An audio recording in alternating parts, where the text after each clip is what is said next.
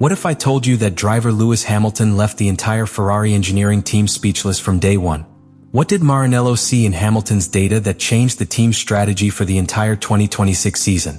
The British driver, recently arrived from Mercedes, had gotten into Ferrari's new car for the 2026 season for the first time, and in strictly controlled conditions, identical to those of Charles Leclerc, he had set times half a second faster lap after lap. But it wasn't just a perfect lap or a streak of inspiration. It was a technical pattern. Hamilton showed an almost instant affinity with the SF26 philosophy.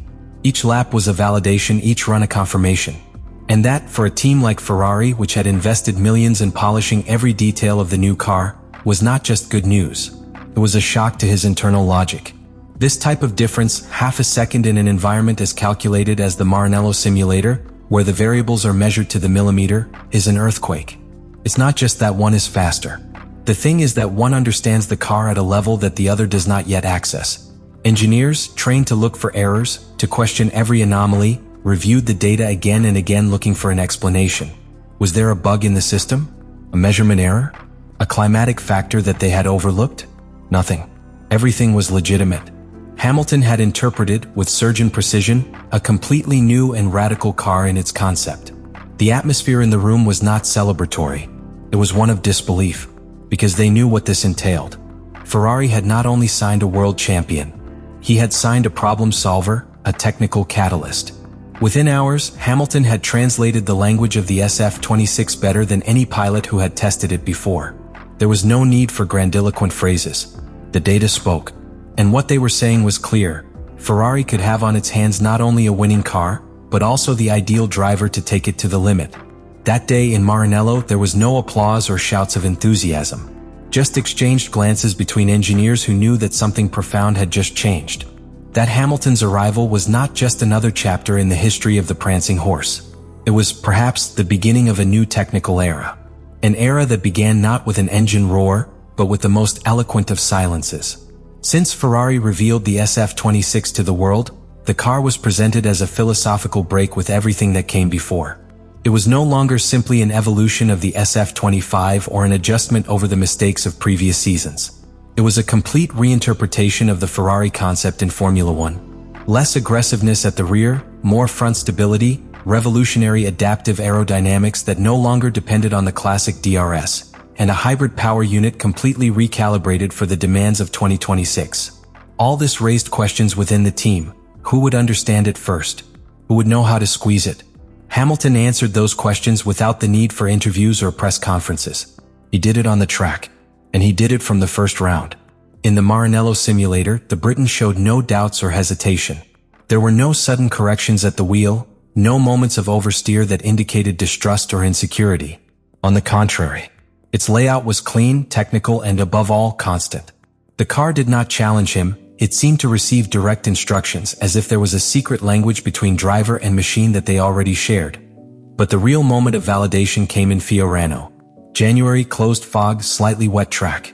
Conditions far from ideal. Any other team would have limited testing to a basic touchdown. Not Ferrari. And not with Hamilton at the wheel. From the first lap, they allowed you to activate the full active aerodynamic system, alternating between cornering mode and straight line mode. This new system, authorized by Regulation 2026, completely replaces DRS and requires superior technical mastery. Most drivers would need dozens of laps to learn how, when, and how much to use it. Hamilton, on the other hand, used it with a naturalness that surprised even the engineers who developed it. But the most revealing thing for the team was that the real behavior of the car on the track coincided perfectly with the data from the simulator, CFD, and wind tunnel. An absolute correlation. There were no surprises. There were no deviations that forced concepts to be recalibrated. For the first time in years, Ferrari could confidently claim that its virtual car was identical to the real car. And much of that validation came thanks to the surgical style with which Hamilton pushed the SF26 to its limits. In the simulator, the engineers had already noticed. The SF26 does not favor sudden changes of direction or aggressive maneuvers in mid-corner. In fact, it penalizes that type of input. The car becomes unbalanced if you try to rotate it with the rear axle. The center of gravity, combined with the new distribution of masses and the redesign of the floor, requires steering that is much more oriented to the control of the front axle. That's why Hamilton shined. And that is why Leclerc, despite his talent, had difficulties. Leclerc's times were not bad, but they were not at the same level of consistency or precision as his new partner. The intermediate sectors showed constant micro-corrections, especially in slow corners, where the car did not behave as he expected. Its style of braking late and rotating quickly just didn't bring out the best in the SF26. The interesting thing is that Charles knew it. And it wasn't a fight of egos. It was an internal struggle between his identity as a driver and the need to adapt to a new tool that had not been designed for him, but for the concept that Ferrari decided to pursue. During his first sessions with the SF26, both in the simulator and on the track, Hamilton did not limit himself to describing what he felt. He did not use generic phrases such as, "The car moves a lot in a fast corner," or "I lose traction on exit." His approach was completely different. He sat down with the Maranello engineers and, datasheet in hand, began to break down each sector, each braking phase, each downforce transition with a precision that surprised even the most veterans. But what was most notable was not only the depth of his analysis, but the tone of his communication. Hamilton did not point out errors. He proposed solutions. He questioned logically. His technical conversation was not passive, but active. It described how the lateral weight transfer felt in low-speed corners, how the steering wheel responded when changing aerodynamic mode, and above all, how the new mass distribution interacted with the behavior of the rear axle. In a single session, he offered ideas on adjustments to the differential progression, on the calibration of the hybrid system under partial load conditions, and even on the impact of the new suspension geometry in the mid-phase of the corners. For a team that for years had been tied to the frustration of unpredictable cars and drivers who felt like victims of the design, having a driver in front of them who understood the car as an extension of the engineering was a breath of fresh air. One of the engineers put it clearly in an internal meeting: Hamilton doesn't react to the car, he shapes it. He doesn't drive to adapt. He drives to improve. And that difference changed the way Ferrari began to approach the development of the SF26 from that moment on. Simulation and dynamics engineers, who were previously accustomed to adapting models based on the subjective complaints of pilots, now had a completely different starting point. They did not have to interpret sensations but rather work on concrete proposals. Even the most skeptical technicians, those who had been at Maranello for years and had seen generations of drivers pass by, recognized that there was something different in the way Hamilton interacted with the team. What Ferrari had signed was not just a world champion. It was an engineer with a helmet, a developer with factory experience, a technical leader who understood how to transform potential into results.